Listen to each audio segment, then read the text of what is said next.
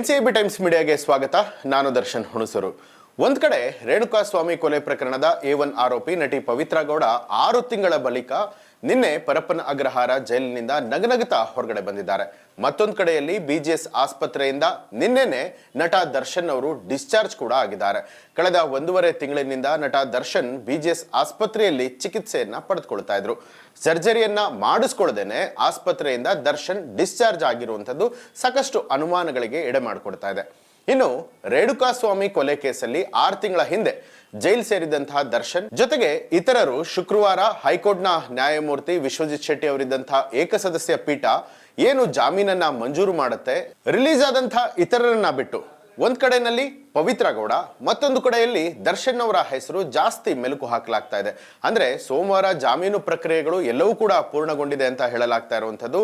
ಹಾಗಾಗಿ ಜೈಲಿನಿಂದ ಪವಿತ್ರ ಗೌಡ ಅವರು ಬಿಡುಗಡೆಯಾಗಿದ್ದಾರೆ. ಪವಿತ್ರ ಗೌಡ ಜೊತೆಗೆ 14ನೇ ಆರೋಪಿ ಪ್ರದೋಷ್ ಕೂಡ ಬಿಡುಗಡೆ ಆಗಿರುವಂತದ್ದು. ಎಲ್ಲಾ ಆರೋಪಿಗಳು ಕೂಡ ತಲಾ 1 ಲಕ್ಷ ರೂಪಾಯಿ ಮೊತ್ತದ ವೈಯಕ್ತಿಕ ಬಾಂಡ್ ಅನ್ನ ಕೊಡಲಾಗಿದೆ. ಅಷ್ಟೇ ಮೊತ್ತಕ್ಕೆ ಇಬ್ಬರ ಭದ್ರತೆಯನ್ನ ಕೂಡ ಕೊಡಬೇಕು ಅನ್ನುವಂತಹ ಕೆಲವೊಂದು ಷರತ್ತುಗಳನ್ನ ಕೂಡ ಇದೇ ಸಂದರ್ಭದಲ್ಲಿ ಕೋರ್ಟ್ ವಿಧಿಸಿದೆ ಅಂತಾನೆ ಹೇಳಲಾಗ್ತಾ ಇದೆ. ಮಗಳಿಗಾಗಿ ಗೇಟ್ ನಲ್ಲೇ ಕಾಯ್ತಾ ಇದ್ದಂತಹ ಪವಿತ್ರ ತಾಯಿ ಪರಪ್ಪನ ಅಗ್ರಹಾರದ ಬಳಿಯಲ್ಲಿರುವಂತಹ ಮುನೇಶ್ವರ ಸ್ವಾಮಿ ದೇವಸ್ಥಾನಕ್ಕೆ ಹೋದಂತಹ ಪವಿತ್ರ ಗೌಡ ತಾಯಿ ಮಗಳ ಹೆಸರಿನಲ್ಲಿ ವಿಶೇಷವಾದಂತ ಪೂಜೆ ಕೂಡ ಮಾಡಿಸಿದ್ದಾರೆ ಅಂತ ಹೇಳಲಾಗ್ತಾ ಇದೆ. ದೇವರಿಗೆ ನಿಂಬೆಹಣ್ಣಿನ ಹಾರವನ್ನು ಹಾಕಿ ಪೂಜೆ ಮಾಡಿ ಇದೀಗ ಜೈಲಿನಿಂದ ಪವಿತ್ರ ಗೌಡ ಹೊರಗಡೆ ಬಂದಿರುವಂತದ್ದು. ಇನ್ನು ದರ್ಶನ್ ಅವರ ವಿಚಾರಕ್ಕೆ ಬರುವಂತದ್ದಾದ್ರೆ, ಮಧ್ಯಂತರ ಜಾಮೀನನ್ನ ಪಡೆದುಕೊಂಡು ನಟ ದರ್ಶನ್ ಆಸ್ಪತ್ರೆಯಿಂದ ಡಿಸ್ಚಾರ್ಜ್ ಏನೋ ಆಗ್ತಾರೆ. ಫಿಸಿಯೋಥೆರಪಿಯನ್ನ ಮಾಡಿಸ್ಕೊಳ್ಳೇಬೇಕು ಅಂತ ಹೇಳಿ ಬೇಲನ್ನ ತೆಗೆದುಕೊಳ್ತಾರೆ, ಅದು ಕೂಡ ಮಧ್ಯಂತರವಾಗಿ. ಆದ್ರೆ ಇದೀಗ ದರ್ಶನ್ ಅವರು ಆಸ್ಪತ್ರೆಯಿಂದ ಡಿಸ್ಚಾರ್ಜ್ ಆಗಿದ್ದಾರೆ. ಅದು ಕೂಡ ಯಾವುದೇ ರೀತಿಯಾದಂತ ಆಪರೇಷನ್ ಮಾಡಿಸ್ಕೊಂಡಿಲ್ಲ. ಯಾವಾಗ ಬೇಕಾದ್ರೂ ಕೂಡ ಸರ್ಜರಿಯನ್ನ ಮಾಡಿಸ್ಕೊಳ್ಬಹುದು ಅಂತ ಕೂಡ ಅಭಿಪ್ರಾಯವನ್ನ ವ್ಯಕ್ತವಾದ ಹಿನ್ನೆಲೆಯಲ್ಲಿ ಇದೀಗ ಆಸ್ಪತ್ರೆಯಿಂದ ದರ್ಶನ್ ಅವರು ಡಿಸ್ಚಾರ್ಜ್ ಆಗಿದ್ದಾರೆ. ಇನ್ನು ಮನೆಗೆ ತೆರಳುವಂತಹ ಸಾಧ್ಯತೆ ಕೂಡ ಇದೆ ಅಂತಲೂ ಕೂಡ ಹೇಳಲಾಗ್ತಾ ಇದೆ. ವೈದ್ಯರ ಸಲಹೆಯ ಮೇರೆಗೆ ದರ್ಶನ್ ಅವರನ್ನ ಡಿಸ್ಚಾರ್ಜ್ ಮಾಡಲಾಗಿದೆ ಅಂತ ಹೇಳಲಾಗ್ತಾ ಇದೆ. ನಟ ದರ್ಶನ್ BGS ಆಸ್ಪತ್ರೆಯಿಂದ ಹೊರಗಡೆ ಬರ್ತಾರೆ. ಮತ್ತೊಂದು ಕಡೆಯಲ್ಲಿ ಪವಿತ್ರ ಗೌಡ ಜೈಲಿನಿಂದ ಹೊರಗಡೆ ಬರ್ತಾರೆ.